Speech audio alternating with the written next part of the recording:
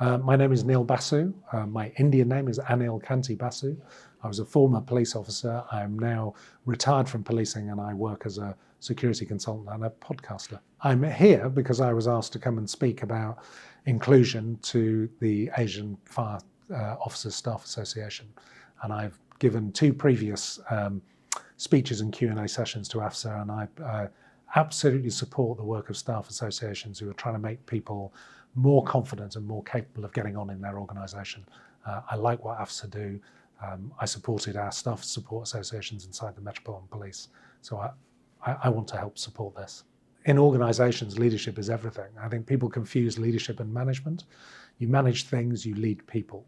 Leadership is a people-person business, and if you don't like people and you don't understand how people tick and you don't know very much about yourself, you're not going to be able to lead anybody to do anything. And largely, leadership is about motivation and inspiration and getting people to do things that they would never ordinarily want to do or think they were capable of, but somehow they are inspired or motivated to do that because of you. And I think leadership, my favourite sort of management speak about leadership is servant leadership.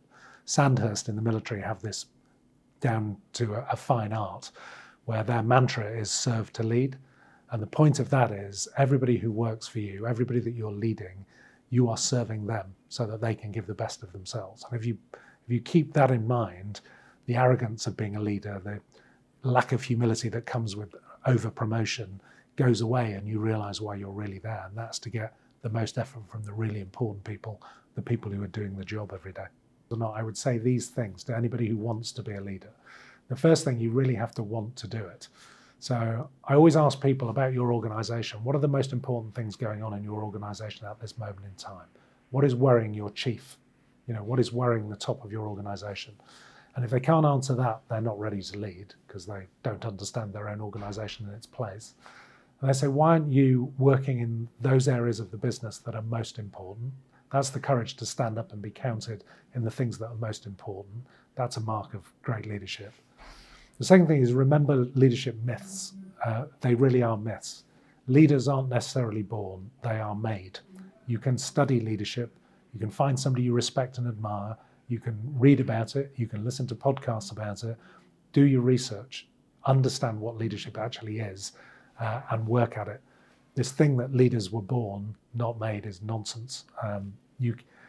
It's like every other talent. It's like David Beckham and his right foot. He wouldn't be any good if he didn't practice for 10,000 hours. He had a bit of natural talent, but he made himself the footballer he was. You can do the same thing with leadership. You do not have to be the brightest person in the room. As you become a leader, you surround yourself by brilliant people. Weak leaders surround themselves by yes people who will just tell them what they want to hear because they don't want to be replaced by those people. Bright leaders who can sleep easy at night surround themselves with the very best. And the last thing is leaders don't need to be ruthless. You might have to make what seem like ruthless decisions, but there is a compassionate way of dealing with people.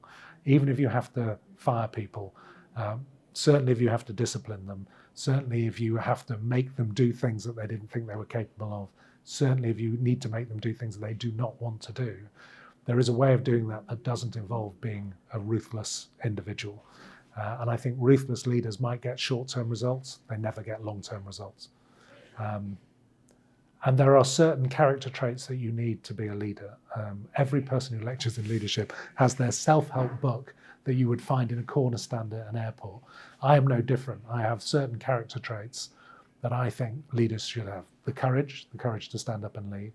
Compassion, not just for the people that they lead, but for the people that they are actually serving. They have a code. They understand what their character is and they understand what their values are, and they live or die by that code. So it's an ethical code of leadership. They're great communicators, whether verbally or in writing. You cannot lead people if you can't communicate with them. You can't get your point of view across. They tell great stories, but they also write really cogently and effectively, and more important, in short ways that actually communicate the point. So the cogent point is, you can tell from my speaking and my answering of this question, I'm not actually that good at that. Collaborative, they've got to be team players. Leadership is not an individual pursuit, it's a team sport, and running an organisation is a team sport. If you don't know how to collaborate with people inside your organisation and stakeholders outside, you're never going to be able to lead. And probably the last thing for me, and I find this really difficult because I am not this at all. I think I'm reasonably good at the others. You don't have to be brilliant at these, but you have to be at least competent at all of these things.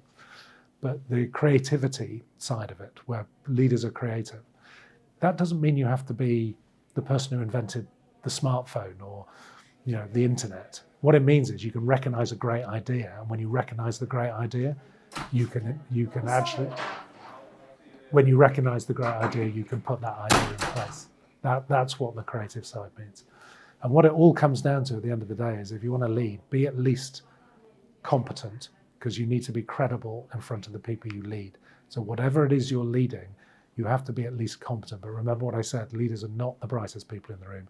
They're not necessarily the most brilliant people in the room. They're the people who get the most out of the people in the room. As your scale of leadership gets higher and higher, it gets harder to do what you've just described, because it is hard to give everyone a voice. It is hard to make everyone heard. It's very hard for you to translate your message to large numbers of people. I started off by leading 4 people. I ended up leading 10,000. All the traits I've just described of great leadership didn't change because I was a sergeant leading 4 people or an assistant commissioner leading 10,000. They were all the same, but the scale of the challenge of communicating what you wanted to achieve and inspiring people gets much, much tougher. You can use modern technology. You could have thousands of people on an online conference capable of asking you questions and delivering to many, many more thousands of people. So you have to be digitally savvy to get that communications out. But the most important thing is understanding your sphere of influence. I had a management board of around 15 very senior people and 15 direct reports. So about 30 people that I could know really well and influence really well. So that is your sphere of influence. And by influencing those 30, they'll influence the people who work for them, who should influence the people who work for them. And that is how to scale up at leadership. So remember your circle of influence. You can't influence everyone. You can't change everyone's life. Find the important people who are going to believe in your message and sell it for you. Occasionally get down at the bottom, speak to the people who are doing the hardest jobs on your front line and test that they understand what you've been saying. If you never do that, you'll never know whether your message got through all of the levels beneath you to that front line.